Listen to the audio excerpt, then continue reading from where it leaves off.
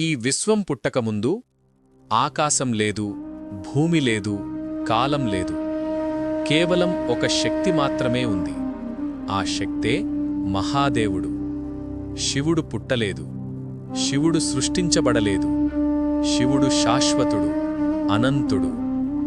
సృష్టి ప్రారంభమైనప్పుడు బ్రహ్మ సృష్టిని ప్రారంభించాడు. విష్ణువు విశ్వాన్ని రక్షించాడు. కాని ఒక ప్రశ్న కలిగింది: ఈ విశ్వానికి ఆరంభం ఎక్కడా? అప్పుడే విశ్వం మధ్యలో ఒక అగ్నిస్తంభం ప్రత్యక్షమైంది.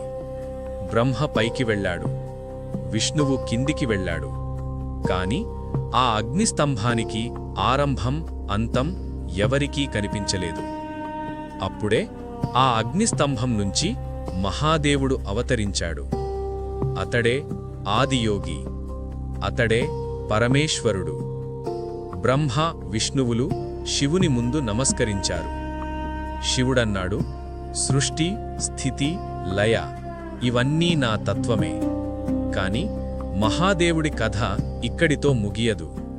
తదుపరి ఎపిసోడ్లో మనం చూడబోతున్నాం పార్వతీదేవి శివుణ్ణి పొందడానికి చేసిన ఘోర తపస్సు మరియు శివశక్తి సంగమం.